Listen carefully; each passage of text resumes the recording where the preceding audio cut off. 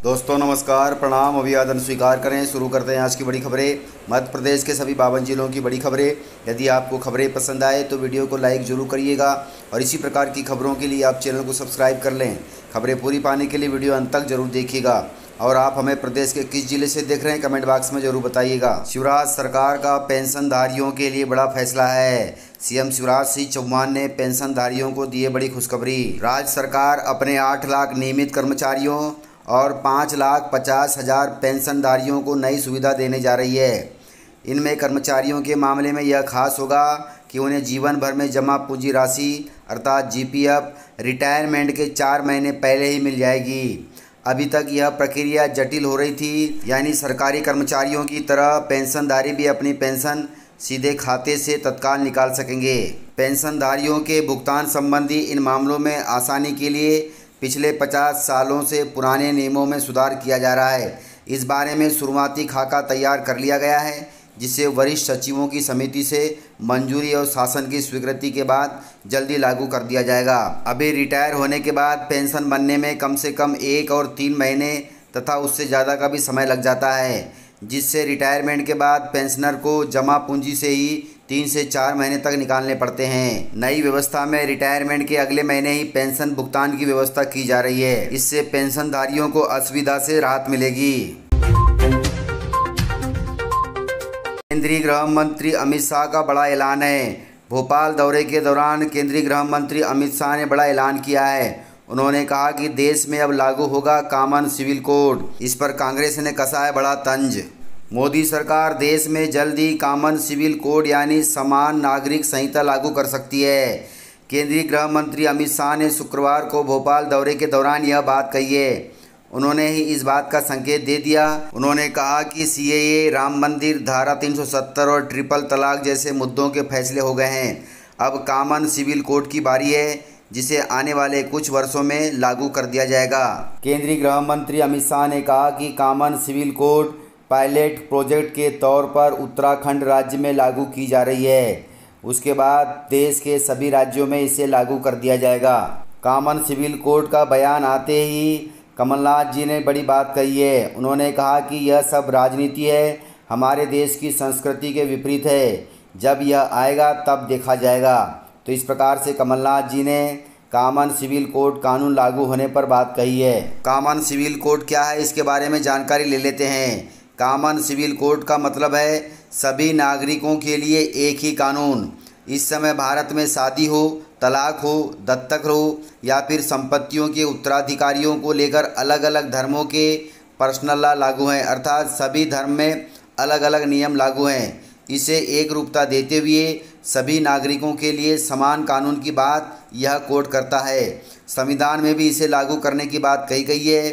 हालांकि अलग अलग धर्मों के विरोध के चलते राजनीतिक पार्टियां इस पर कुछ करने से बचती हैं, अर्थात अपनी रोटियां सेकती हैं। वहीं सुप्रीम कोर्ट भी कई मामलों में देश में कॉमन सिविल कोड की ज़रूरत बता चुका है, अर्थात मोदी सरकार कॉमन सिविल कोड देश में लागू कर सकती है।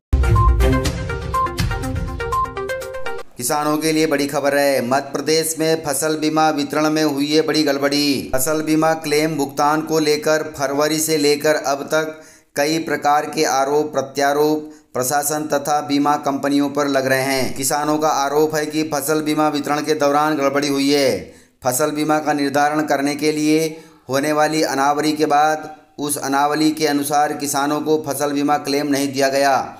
बीमा कंपनी पर किसानों का आरोप है कि किसानों को फसल नुकसानी की एवज में जो राशि मिलनी थी वह अब तक नहीं मिली है। वहीं कई किसान अब तक फसल बीमा की राशि से वंचित ही रह गए हैं। ऐसे में एक और चौंकाने वाली बात सामने आ रही है कि किसानों ने जब प्रशासन से खरीफ फसल 2020 और रबी फसल 2020-21 के दौरान हुई अनावरी नुकसान का रिकॉर्ड लेना चाहा तो उन्हें नहीं दिया गया। रिकॉर्ड को लेकर कई जिलों के भू अभिलेख अधिकारी किसानों को टाल मटोल कर रहे हैं एवं आवेदकों को यह कह रहे हैं कि 2020-21 के दौरान फसल नुकसानी का डाटा क्रैश हो गया है, अर्थात नष्ट हो गया है। इसका मतलब साफ जाहिर है कि इसमें कुछ गड़बड़ी हुई है। प्रदेश सरकार ने घोषणा की थी कि किसी भी किसान को 1,000 रुपये से कम की राशि बीमा क्लेम के रूप में नहीं दी जाएगी। बीमा कंपनी इस विषय में पूरी प्लानिंग नहीं कर पाए हैं, लंबा समय बीत जाने के बाद भी बीमा कंपनी ऐसे किसानों की सूची अब तक जारी नहीं कर पाए हैं। इसके पहले भी 2020 से लेकर अब तक फसल बीमा कंपनी को लंबा समय मिला है, फिर भी किसानों को फसल बीमा वितरण के संबंध में पूरी जानकारी और राशि नहीं मिली है। इधर कृषि विभाग इस पूरे मामले को लेकर अनभिज्ञ है, अर्थात मूक दर्शक बना हुआ है। ताज्जुब इस बात का हो रहा है कि अब जब किसान कृषि विभाग के अधिकारियों के पास फसल बीमा संबंधित समस्या लेकर जा रहे हैं तो उन्हें यह कहा जा रहा है कि फसल बीमा क्लेम के लिए उपभोक्ता फोरम में शिकायत करें। अर्थात किसानों से अधिकारियों द्वारा कहा जा रहा है कि आप सभी उपभोक्ता फोरम में शिकायत करें, वहीं पर आपका समाधान होगा। वैसे हर जिले में उपभोक्ता फोरम होता है, वहां पर जाकर आप अपने जिले के उपभोक्ता फोरम में शिकायत कर सकते हैं और इस समस्या से थोड़ी सी राहत पा सकते हैं। किसानों के लिए पंचायतों में लगेगी फसल बीमा की पाठशाला। 27 अप्रैल को केंद्रीय कृषि मंत्री नरेंद्र सिंह तोमर भी दिल्ली से जुड़ेंगे वर्चुअली। भारत सरकार द्वारा आज़ादी के अमृत महोत्सव के तहत 25 अप्रैल से 1 मई तक किसान भागीदारी प्राथमिकता अभियान चलाया जा रहा है। इसमें किसानों को प्रधानमंत्री फसल बीमा योजना, मानधन योजना की जानकारी प्रत्येक ग्राम पंचायत स्तर पर दी जाएगी। फसल बीमा पाठशाला का आयोजन चयनित ग्राम पंचायतों में 25 अप्रैल से 1 मई के बीच किसी एक दिन पंचायत में करना होगा। साथ ही देश भर के किसानों को वर्चुअली जोड़ने के लिए 27 अप्रैल को फसल बीमा पाठशाला CSC के सहयोग से विशेष कार्यक्रम आयोजित किया जाएगा, जिसमें कृषि मंत्री नरेंद्र सिंह तोमर भी जुड़ेंगे। 27 अप्रैल को सुबह 11 बजे नई दिल्ली से सुबह विशेष कार्यक्रम का सीधा प्रसारण बुरहानपुर जिले की प्रत्येक ग्राम पंचायत में होगा। ध्यान रखिएगा, यह प्रसारण बुरहानपुर जिले की प्रत्येक ग्राम पंचायत में होगा, जिसमें ग्राम सभा के दौरान सरकार द्वारा फसल बीमा की जानकारी दी जाएगी और किसानों से जुड़ी अन्य योजनाओं की भी जानकारी दी जाएगी। PM किसान सम्मान निधि योजना के लाभार्थियों को KCC का वितरण किया जाएगा। इसके लिए किसान पखवाड़ा चलाया जा रहा है। शाजापुर जिले में प्रधानमंत्री किसान सम्मान निधि योजना के लाभार्थियों को KCC प्रदान किया जाएगा, इसलिए यहाँ पर किसान पखवाड़ा मनाया जा रहा है। इस योजना से किसानों को लाभ पहुँचेगा और किसानों को अन्य कहीं से ऋण लेना नहीं पड़ेगा और यह कार्यक्रम 25 अप्रैल से 1 मई तक चलेगा। यदि आप भी इस योजना का लाभ लेना चाहते हैं तो अपने नज़दीकी सोसाइटियों में या फिर बैंक से संपर्क कर सकते हैं। PM आवास योजना के लाभार्थियों के लिए खुशी की बात है। 27 अप्रैल को प्रदेश के 21,000 परिवारों को गृह प्रवेश करवाया जाएगा। यह शुभ कार्य CM शिवराज सिंह चौहान के हाथों होगा। प्रधानमंत्री आवास योजना के शहरी हितग्राहियों को CM शिवराज सिंह चौहान 27 अप्रैल को 1 लाख से अधिक हितग्राहियों को हितलाभ वितरित करेंगे और 21,000 परिवारों को गृह प्रवेश भी करवाएंगे तथा 30,000 से अधिक आवासों के लिए भूमि पूजन भी करेंगे। इस मौके पर सिंगल क्लिक से 50,000 हितग्राहियों के बैंक खातों में 500 करोड़ रुपए जमा कराए जाएंगे। इन आवासों की लागत 3900 करोड़ रुपए है। कार्यक्रम प्रदेश के सभी नगरीय निकायों में होगा, जिनमें क्षेत्रीय जनप्रतिनिधि सहित नागरिक और लाभार्थी मौजूद रहेंगे। CM शिवराज सिंह चौहान इस कार्यक्रम में वर्चुअली जुड़ेंगे और हितग्राहियों को लाभ देंगे। वहीं प्रधानमंत्री आवास योजना की किस्त 1.5 महीने तक हितग्राहियों को नहीं देने वाले जनपद पंचायतों के मुख्य कार्यपालन अधिकारियों पर गाज गिर सकती है। इसकी खबर CM शिवराज सिंह चौहान को लग गई है, अर्थात जिन लाभार्थियों के बैंक खाते में अभी तक किस्त नहीं गई है और उसमें लेट लतीफ़ी हो रही है, उन मुख्य कार्यपालन अधिकारियों पर गाज गिर सकती है। और पंचायत तथा ग्रामीण विकास विभाग द्वारा इन सभी को 7 दिन में रुकी हुई किस्त का भुगतान करने के भी निर्देश दिए गए हैं।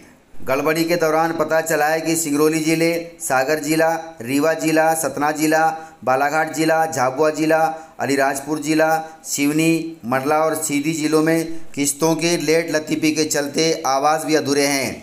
इससे कार्यपालन अधिकारियों पर गाज गिर सकती है।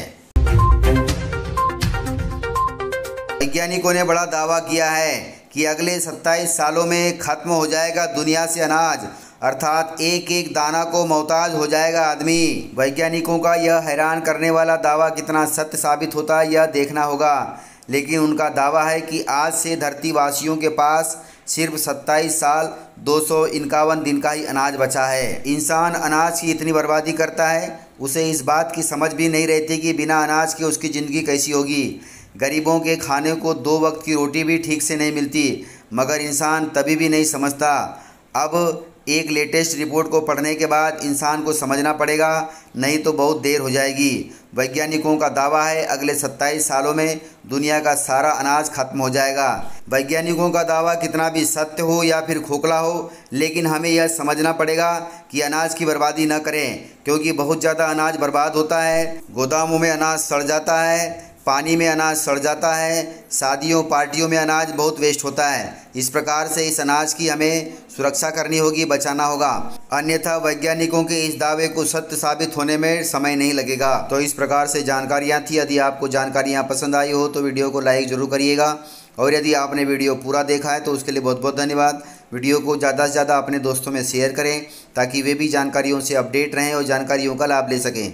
तो आज के वीडियो में इतना ही, मिलते हैं सर अगले वीडियो के साथ। तब तक के लिए जय हिंद, जय भारत।